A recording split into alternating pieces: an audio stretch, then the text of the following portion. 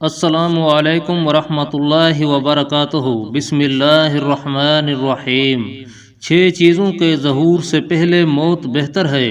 رسول اللہ صلی اللہ علیہ وسلم نے ارشاد فرمایا کہ جب تمہارے سامنے 6 چیزیں ظاہر ہونے لگیں تو تمہارے لیے دنیا میں زندہ رہنے سے موت بہتر ہوگی۔ حضرت عبس غفاری رضی اللہ تعالیٰ عنہ سے مروی ہے، وہ فرماتے ہیں کہ میں نے نبی کریم صلی اللہ علیہ وسلم کو فرماتے ہوئے سنا ہے کہ 6 چیزوں پر موت کے ذریعے سبقت کر جاؤ، یعنی ان سے پہلے مر جاؤ۔ 1 بے وقوفوں اور نااہلوں کی عمارت اور سربراہی پر، 2 پولیس کی کثرت پر، 3 فیصلہ کی فروختگی پر، 4 خون ریزی کو معمولی سمجھے جانے پر، 5 رشتہ ناتا توڑے جانے پر، اور 6 ایسی نسل پر جو قرآن کریم کو باجا گانا بنائے گی۔ وہ تلاوت کرنے والے کو آگے کریں گے جو ان کو قرآن گانے کی لے یعنی گانے کی طرز میں سنائے گا، اگرچہ وہ دین کے فہم میں ان سے کم تر ہوگا، مگر محض خوش الحانی کی وجہ سے آگے بڑھایا جائے گا۔ اس حدیث پاک میں جناب رسالت مآب صلی اللہ علیہ وسلم نے 6 قسم کی تباہ کن چیزوں کی پیشین گوئی فرمائی ہے جن سے امت کا حال بد سے بدتر ہو جائے گا، معاشرہ نہایت خراب ہو جائے گا، اسلام کا پورا حلیہ بدل جائے گا۔ اس وقت کے لیے آپ صلی اللہ علیہ وسلم نے فرمایا کہ ایسی زندگی سے موت بہتر ہو جائے گی۔ ان حضرت صلی اللہ علیہ وسلم کے اس ارشاد کا مطلب یہ ہے کہ ایک زمانہ ایسا آنے والا ہے جس میں نہ اہل اور نادان لوگ حاکم اور سربراہ ہوں گے۔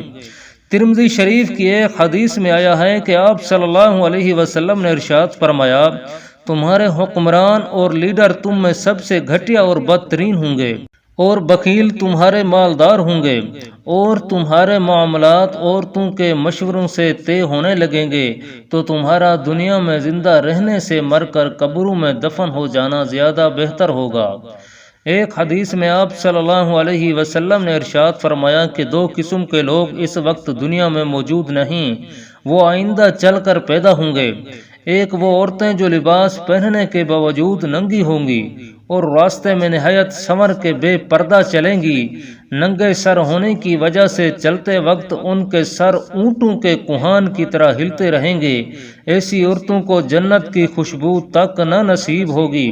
دوسرا وہ پولیس جن کے ہاتھوں میں جانوروں کی دم کی طرح ڈنڈے ہوں گے، ان سے غریبوں اور نہتوں کو ماریں گے، ان کو بھی جنت نصیب نہ ہوگی۔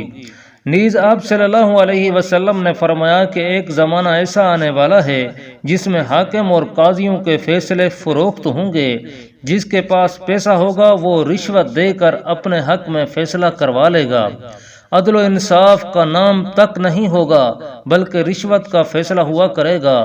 حاکم و قاضی خود کہے گا کہ ہمارا قلم تو یہ بتا رہا ہے کہ ہم اس کے حق میں فیصلہ لکھیں گے، جو موٹا لفافہ پیش کرے گا۔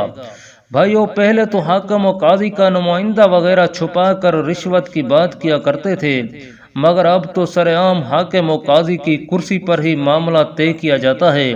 اس لیے آپ صلی اللہ علیہ وسلم نے فرمایا کہ جب ایسا وقت آ جائے تو دنیا میں زندہ رہنے سے موت بہتر ہوگی۔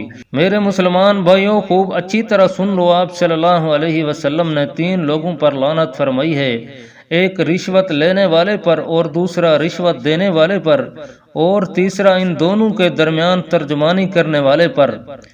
مسند احمد میں حضرت ثوبان رضی اللہ تعالیٰ عنہ سے مروی ہے کہ رسول اللہ صلی اللہ علیہ وسلم نے رشوت لینے والے پر اور رشوت دینے والے پر اور ان دونوں کے درمیان ترجمانی کرنے والے پر لعنت فرمائی ہے۔ نیز آپ صلی اللہ علیہ وسلم نے ارشاد فرمایا کہ ایسا زمانہ آنے والا ہے جس میں قتل و غارت گری اور بات بات پر خون خرابہ کرنا کوئی اہم بات نہ ہوگی، کون کس پر حملہ کر رہا ہے، کسی کی جان مار رہا ہے، اس کی کوئی پرواہ نہ ہوگی۔ جب ایسا فتنہ و فساد کا زمانہ آ جائے تو دنیا میں زندہ رہنے سے موت بہتر ہوگی۔ آپ صلی اللہ علیہ وسلم نے حجۃ الوداع کے موقع پر ہر خطبہ میں بار بار یہ فرمایا کہ میرے بعد ایک دوسرے کی گردن نہ مارنا، اس سے تم پر خطرہ ہے کہ کفار و مرتد بن کر اسلام سے ہی پھر جاؤ۔ آپ صلی اللہ علیہ وسلم نے فرمایا کہ ایسا زمانہ آنے والا ہے جس میں عزیز و اقارب کے ساتھ ہمدردی، صلہ رحمی سب ختم ہو جائیں گی۔ لوگ اپنے رشتہ داروں اور قرابت داروں سے دور رہنے میں عافیت اور خیر سمجھنے لگیں گے۔ ایک حدیث شریف میں 2 کام کرنے پر اللہ تعالیٰ کی طرف سے 3 چیزوں کی بشارت ہے۔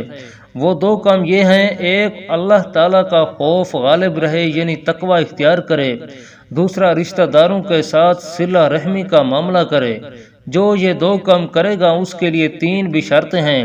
ایک، اللہ تعالیٰ اس کی عمر میں برکت دے گا، دوسرا اللہ تعالیٰ اس کے رزق میں فراوانی کرے گا، اور تیسرا بری موت سے اللہ تعالیٰ اس کی حفاظت فرمائے گا۔